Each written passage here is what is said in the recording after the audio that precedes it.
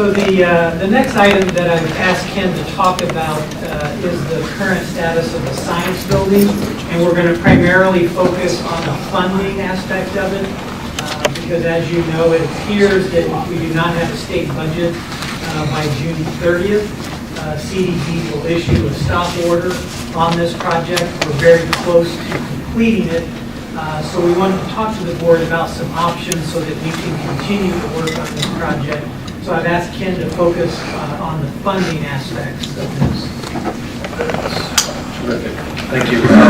First of all, just as you saw at the board retreat, we did provide a brief update on the status of the project, but I know Mike Welsh, could you just quickly mention where we are in those next steps?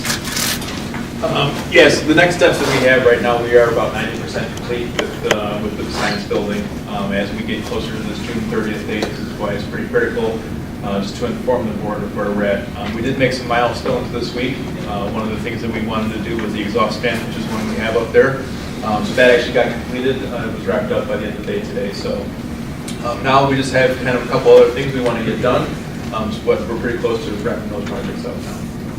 Thanks, Mike. And the other thing you pointed out was just the cost of the project for this remaining phase. If you recall, he identified about a $3.8 million number. And why that's important is for our options before the board, we have three choices. We could, do nothing and let the project stop if the state funding stops and then restart when the state funding begins. We also talked about we want to fully commit all $3.8 million. But I think the consensus of the retreat was, why don't we commit to half? And I think the CDB is totally comfortable with that. They're fully expecting a state budget. The $2 million recommended option that's embodied in 9.4 really is an option that will get this thing going. And then the last slide I just wanted to share with you was, what would we do for the $2 million if we actually had to do it, or the $4 million kind of number. And so we've identified 4 projects that we could put on hold for a month or two until the funding situation work itself out. And if it didn't work itself out, we would know that these projects would just have to be put on hold. So that's kind of a recommendation to you. Option 3, we'll do the partial funding recommendation in board action item 9.4. And here's the project options that we identified that we could delay to make sure that in the worst case scenario, if something were to happen, we have to fund it. Here's the work that would be put on hold. So again, we just wanted to outline these options for the board in order to keep the project moving forward. Obviously, our biggest concern is if we stop the work, the challenge would be that the subcontractors, everyone would leave. Likely get on other projects, getting them back, even if the money came back, may be a challenge.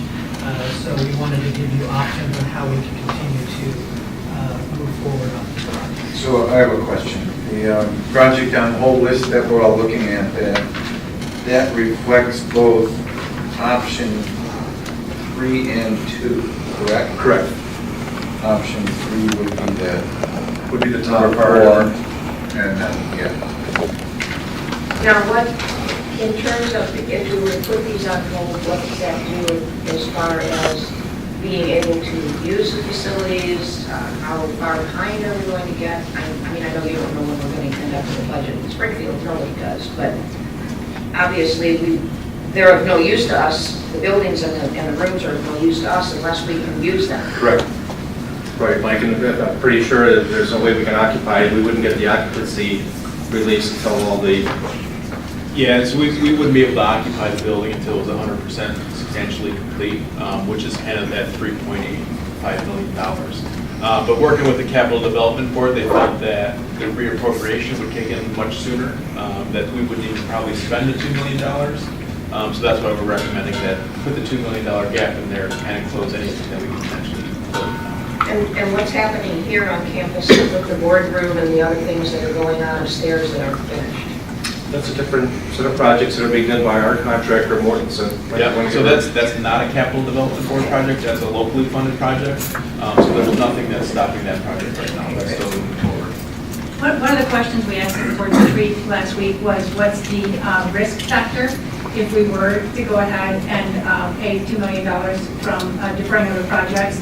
And it was explained by the administration that it's virtually, for 99% that we would get the CDB dollars back, correct? Correct. We know that both buildings, projects of ours are in the capital budget appropriation bill sitting before the legislature. And with a budget adoption, those would be a part of that process. I think we'd be very worried if there were capital bills out there that didn't have our funding in it. We'd be in a different situation, but the fact that those bills aren't teed up and our projects are almost complete is what's giving CED a lot of comfort that this will get done. So the high statistical percentage of certainty is based on the fact that it's already built? Correct. Although politically, there could still remain an impasse. Yeah, Are you less certain about that?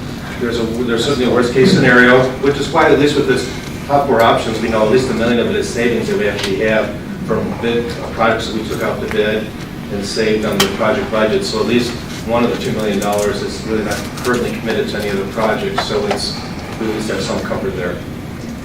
Yeah, I don't know why I think this, but I mean, we all know where the state budget is at. But I thought that capital projects had a different funding Correct. stream. So,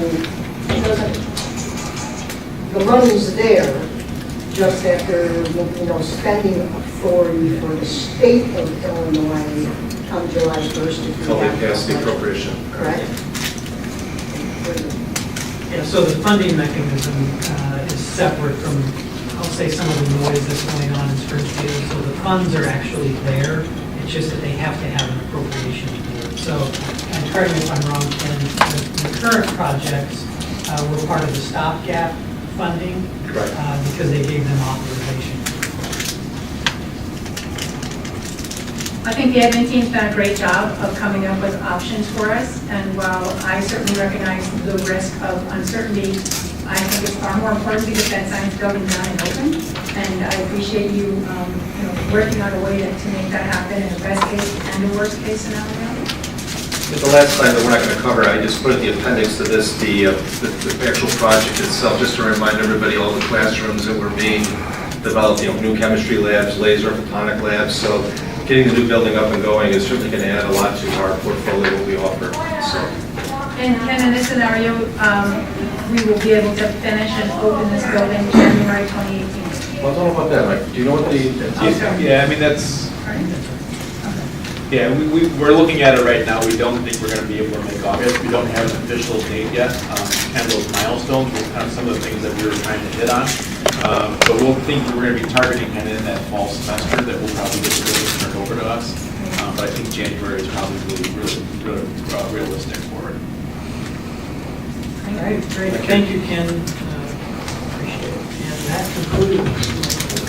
Great, wonderful report. All right, and now we have a lot of action. So those of us that will relax into the report, we've got ready for action.